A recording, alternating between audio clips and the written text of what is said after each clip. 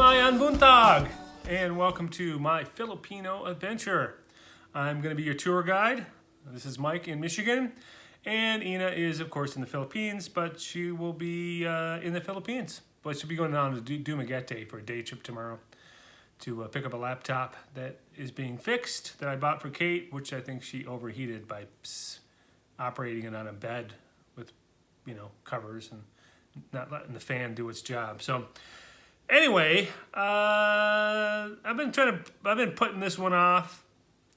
I just feel kind of weird doing it, but I see a lot of vloggers do it, and I'm not sure if there's a reason, if there's a call for it. But I haven't told you the story. This is like 93 videos in, and I haven't told you the story of me. And who wants to hear about me? Because I don't really want to hear about it. Do you? You know what? If you don't want to hear about it, I won't blame you if you just click to the next video. But if you're going to stick around, I'll kind of give you in the nutshell my story, and it's not very exciting. So born in 1965 in Livonia, my father came down from the Upper Peninsula. So in Michigan, we've got the Glove, and above that, there's a bridge, and that's still Michigan up there. If you don't know, it's the Upper Peninsula. But it is like a different area. It doesn't feel like Michigan. The people are different. The landscape's different. It should almost be a different state. But it is Michigan. My dad was born and raised up in a little tiny town. Grew up on an 80-acre farm. My grandmother came from Finland with her 15 brothers and sisters and her motha. So it's a really big Finnish community up there. And Finlanders, being kind of a real caring, democratic socialist country where they're very tight and they help each other out a lot. It was a good place for my dad to grow up because of that real tight bonding with community and looking out for your fellow man. So he brought that down with him and raised us that way too. Now in Livonia, where I was raised, is kind of considered I think at one time, one of the whitest cities in the United States. And Livonia is a pretty good sized town. It's just spread out and there's no downtown, but it's square miles. It's pretty big size, and it had a pretty good sized population for a suburb. And it was all white, even though it was 4 or 5 miles from the Detroit city lines. Growing up, it was a pretty white. So there's a lot of racists in my neighborhood. Looking back at it now, at the time, I didn't really realize it. But my dad raised us not to be like that. My dad was very liberal. Not a racist word was ever spoken in our house, and but a real compassion for our fellow man. So I'm glad that I was raised that way, and then I think in turn I raised my kids that way, and I'm pretty proud of my kids. Very good kids. So 65, I was born and raised there in the 70s, 60s and 70s in Michigan. It was safe. There was no kidnappings and very, little murders. It was really a great time to grow up. The golden age of films, I think the 70s were the greatest film.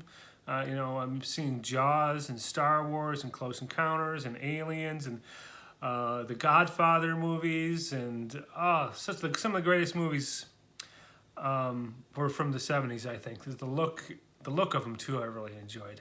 And of course, hey, we couldn't have everything. We did have disco, but we had a lot of great music too coming out.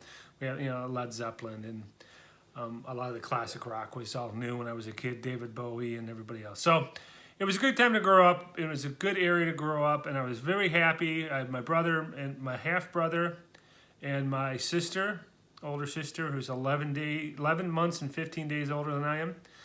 And so it was a nice place to grow up. We were far from rich. My dad only worked for Ford Motor Company as an hourly worker. But it was enough we had a 3-bedroom house, we had cars, and we took vacations, nothing extravagant, but, we never went hungry. We didn't have extra spending money, but we did okay.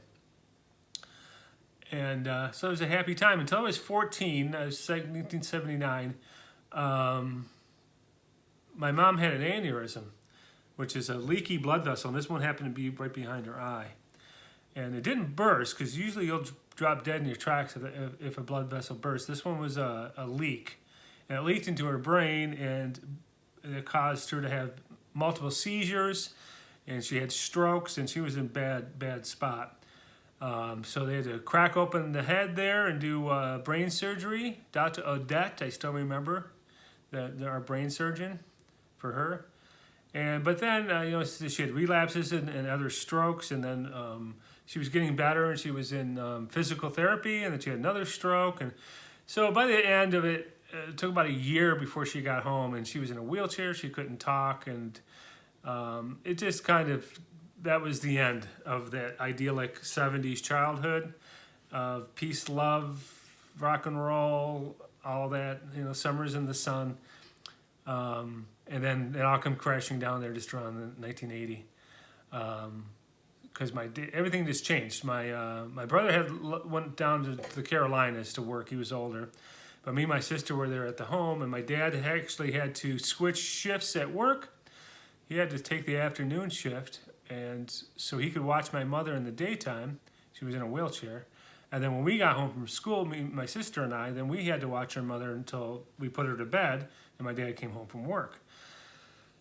So it was kind of, those 14, 15, 16, it was supposed to be your, really sowing your oats and getting out there and whooping it up years. We were kind of stuck at home taking care of mom, and I, not resentful or hold any grudges against it. It was just, it was a change. It was a dynamic change in our life. And my dad, is just a great guy.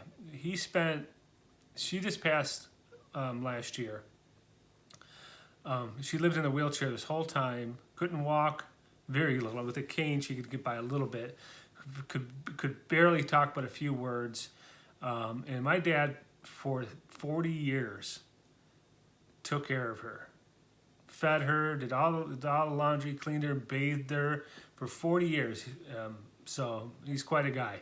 But sadly, she passed on last year. She was born in 1945, so I think she was about 70 years old, 71 years old.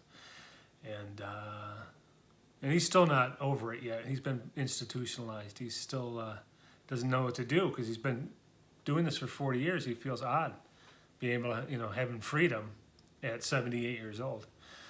So, so we got through that, we did. I say that we kind of escaped that and started living our lives, but my dad's, he had to stay home and take care of her. So we kind of left him behind and we did our own thing. My sister joined the service, and I, I was an artist. I was an artist and a musician and an actor, and I wanted to pursue that, so I did some college, but there was not a lot of money, so I had to get a job. And kind of the worst thing and the best thing that could happen to you is you get a good paying job when you're young. It's good because gives you the freedom to have some cash, but the bad thing is you kind of get stuck in a lifestyle, and you need that income to support that lifestyle. So I made enough painting. I started painting, and I got an apprenticeship in the union, and I was starting to make pretty decent money. And I was going to college, but I had to start working full time, so I was going to school less. I was going for art studies, and so I was a professional student for 10 years, going to school when I could go to school. But in that time, I was in some rock bands, and I met a nice lady, and we had a kid. It was, we got together, and we were together for 6 years, but we started a pet store. I did take some of that money, and I opened a pet store in Livonia. And I was really into exotic animals, reptiles, snakes, lizards, tarantulas, monkeys, just the exotic animals, not your pets and fish and stuff, even though we had fish. So I opened a store called Savannah Exotics in Livonia, Michigan, and man, perfect timing. It was just because reptiles that year just took off, or like maybe 6 months after we opened the store, just took off. Got to be a really big hobby, and there we were already in it. So we did really, really well. I think our second year of business, we did $550,000 in sales, and it was just a little less than 2,000 square foot store. This is a tiny little store. And this was 30 years ago or so, 25 years ago. So we did, yeah. So it did well. It did well for about 10 years. So I had a little extra spending money. We got married. We had a couple kids. We bought a house, a couple homes around. I like to buy houses and fix them up and then sell them. And we ended up out in Heartland, which is kind of 45 minutes outside the city, but it's in the country. There was cows right down the street from us. And we had a house on the lake. And I had started a painting company, my own painting company, and I had the pet store. So we were doing quite well. We had a few bucks. She drove a Mercedes, a used Mercedes. I couldn't afford a new Mercedes. But we had jet skis and pontoon boats, and we were, raising the kids out there, living. We lived pretty well. But like I said, I had forgotten my dream. I wanted to art and music. I still did it as a hobby, but you get stuck in a lifestyle, and life happens. And so shit happens, life happens. And we did really well all the way up to like 2008 until the big financial crash. And of course, we were one of those people who probably had a house that was more expensive than you can really afford. And even though I was there for 10 years, I made the payments and I put $100,000 down on the house. We lost it. We walked away with absolutely nothing. 10 years of $2,000 a month and $100,000, we walked with zero. And this happened really early on, so there's really no programs. Over the years, like the following year or so after that, it was a national emergency, but we were in the forefront. We got caught at the beginning. So they wanted the mortgage company wouldn't even really talk to us. So we lost that. We rented a house across the street, but by then, the money problems and other issues we were kind of drifting apart, and it didn't get better for a while. And then the painting business was way down too because construction was way down.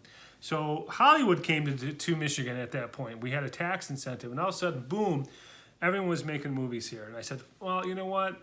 What have I got to lose? I don't have any money left anyway. We lost so much in the crash. There's not a whole lot of work. Let me see if I can actually do something I want to do. So I got an agent, and I auditioned for an agent, and I got a talent, acting agent. And then you can watch my video of my movie career. That'll explain that. So I got into that. And I never really made much money, but I was working pretty steady. And I even opened up my own studio called Scallywag Entertainment. We did some commercial. I directed some commercials for Ally Bank and just small stuff. I did some stuff for the Chrysler Museum. But none of it was really paying back the money that we had put out for the start of the company. So that kind of folded. We lost what other little money I had left, I lost in that. And so we got divorced. It was just like everything kind of crashed down at once. So I stuck with the acting for a little bit longer. There wasn't a whole lot of money to split up between us because we had lost most of it. I had just enough money to buy this house and start over again. So that was about 7 years ago. Close to 7, somewhere around 7. I think 2012 we got divorced, 2013, 2012.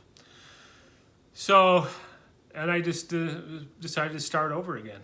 And so I dated a little bit here and there, but nothing lasted more than 6 or 8 months. I fixed up the house. I kept on directing films and started my painting company up on necessity.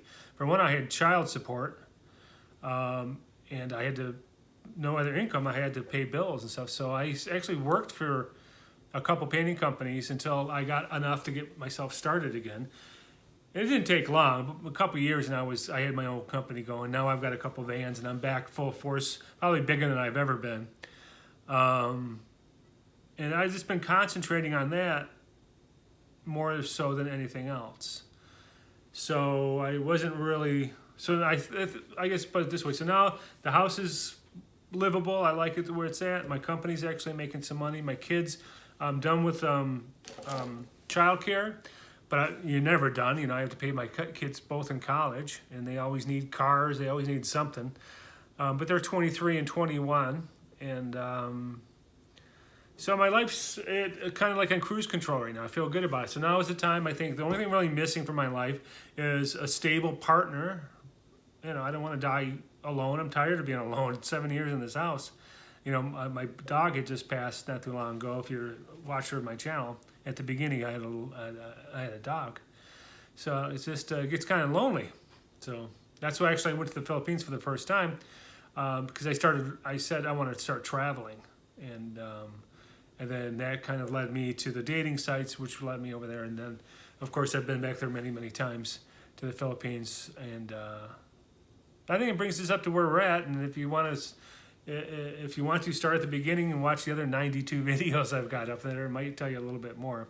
So if you're still here, bravo, because I know it was probably painful to listen to. It's kind of boring, but that's my story, and I'm sticking to it.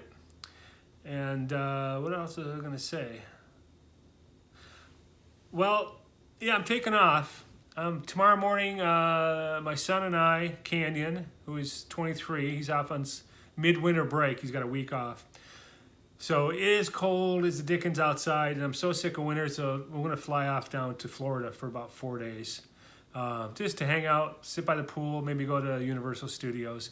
I'll post some videos from that and keep you updated, but if you don't hear from me, it's because I'm in Florida. So if this was helpful, give it a thumbs up. If you didn't like this video, give it a thumbs down. Subscribe. You'll see the subscribe, and I'll throw a couple more videos up here to watch if you'd like. But stay cool, stay civil, and always stay classy. Thank you.